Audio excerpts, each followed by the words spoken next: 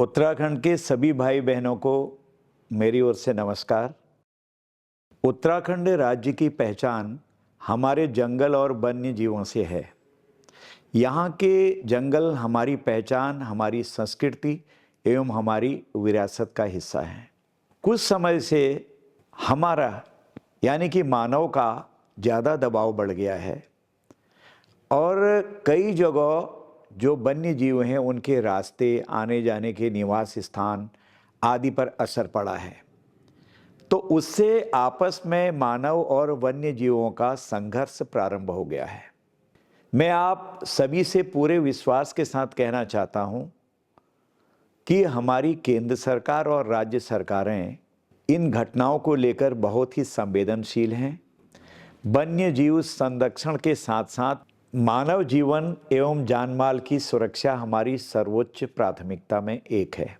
ये समस्या का समाधान यानी कि मानव और वन्य जीवों की जो आए दिन के आमने सामने की लड़ाई हम कह दें इसको, इसका समाधान मात्र सरकारें नहीं निकाल सकती हैं या कोई विभाग अकेले नहीं निकाल सकता है। इसमें जनता की भागीदारी होनी बहुत आवश्यक है, क्योंकि आज कहीं पर भी आप देखिए जहां जन सहभागिता होती है वहां पर हमको हर क्षेत्र में सफलता मिलती है। कई बार आप देखते हैं कि हमें बहुत बड़ा लॉस होता है, मानव जीवन को खतरा होता है, आमने सामने आ जाते हैं, न चाहते हुए भी वार हो जाता है। तो इसलिए हम ऐसी परिस्थिति आने ही न दें कि वन्य जीवों से हमारा टकराहट हो। इसलिए मैं अजय भट्ट, आपका सांसद, आप सभी की सुरक्षा के लिए आप सभी से निवेदन एवं अपील करता हूं कि मानव वन्य जीव संघर्ष की घटनाओं की रोकथाम के लिए कुछ महत्वपूर्ण सावधानियां हमको बरतनी होंगी। जैसे कुछ बातें मैं आपको बताना चाहता हूं। रात के समय बच्चों और बुजुर्गों को अकेले बाहर ना आने दें। अपने पशुओं को खुला न छोड़ें और उन्हें सुरक्षित गोठ या बाड़े में डालें। सुरक्षित रहें। घर के आसपास झाड़ियों को नियमित रूप से साफ करें ताकि कोई वन्य जीव उसमें छुप न सके। कूड़ा कचरा खुले में न फेंकें। अगर आप फेंकेंगे तो सुअर, जंगली सुअर तब भी आ जाएगा। वो भी संघर्ष हो जाता है कभी कभी छोटी बातों में। जंगल में न जाएं।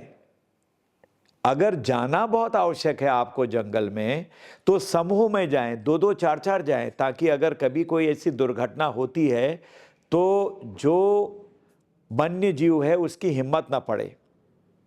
यदि कोई जंगली जानवर आपको गांव में, गांव के आसपास कहीं भी दिखे तो एक फ्री नंबर है आपका, टोल फ्री नंबर 1926 1926, इस पर तुरंत संपर्क करें। हल्द्वानी वन प्रभाग द्वारा सुरक्षा के लिए गांव में सोलर लाइट, सोलर फेंसिंग, हाथी खाई, गांव के अगल बगल खाई खोद दी तो एकदम से हाथी एंट्री नहीं कर पाएंगे। और जो अधिकारी कर्मचारी हैं वो नियमित गश्त भी लगाते हैं ताकि एकदम अगर कहीं दुर्घटना की संभावना हो तो उसको किसी न किसी तरफ से रोका जा सके।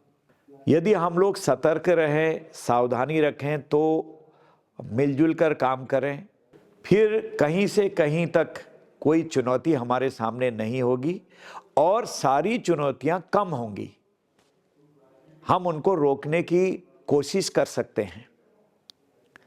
जैसे अगर कहीं पानी टपक रहा हो, अगर उसको एकदम से बंद कर दिया जाए तो बर्तन में देर तक पानी रहता है, कोई ना कोई सील लगा दी जाए। तो उसी तरह से हमको यहाँ पर भी वन्य जीव और मानव जो संघर्षशील हैं उनके संघर्ष को कम करने के लिए ये नियम अपनाने ही पड़ेंगे।